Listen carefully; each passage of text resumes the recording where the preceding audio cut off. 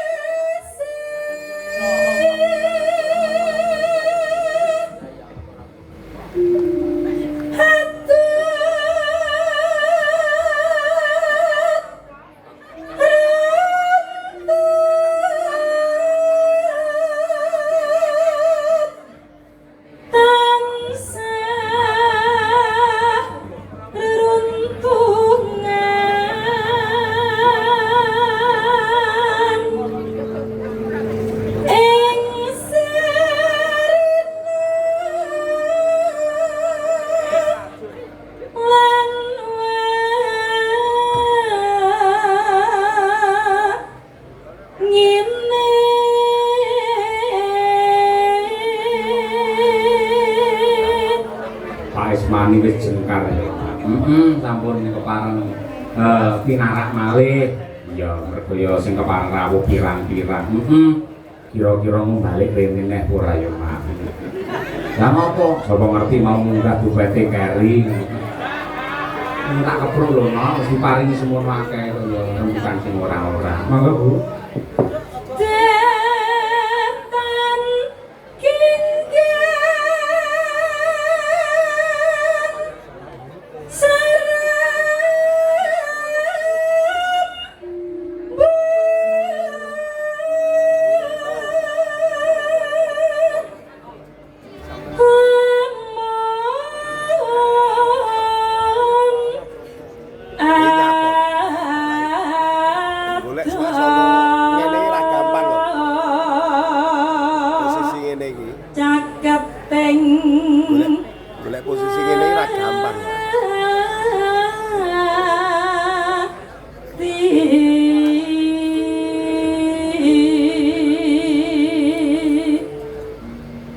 Yen cedhak tansah mulat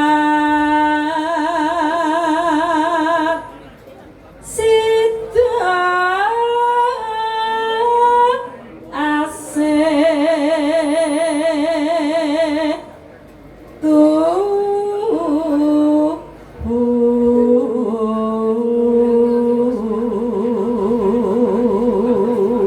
mau yo ana titipan dawuh Mas. Sapa-sapa? Saka punden kula Bapak Supito ingkang lenggah wonten ing Karangmaja, Kartoharjo Magetan. Supaya diwara-warakake diumumke lamun to sok tanggal 12 Oktober panjenengane uga nanggap awake dhewe sak kanca. Kagem para pecinta wayang kulit minjang tanggal 12 Oktober kula sak kanca sowan wonten dalemipun Bapak Supito Karangmojo Kartoharjo Magetan.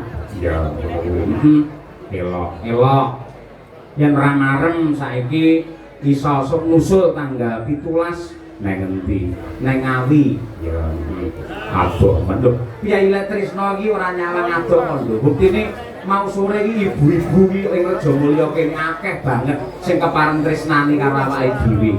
Ya, ngono kuwi do foto. Do foto karo awake dhewe matur nuwun tandha tresna. Duduhan ning tandha tresna. Ya, ngono kuwi. Nggih, 18 nggih. Bareng kepit lali. Coba. Pindang mimi lamin tuna ayo perang nimas anak tepi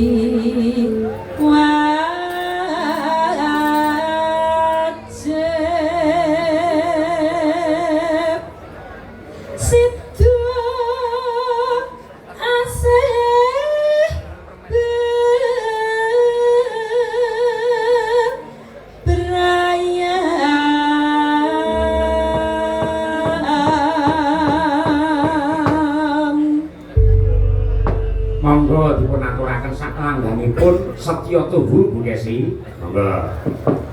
Aku kang setya satu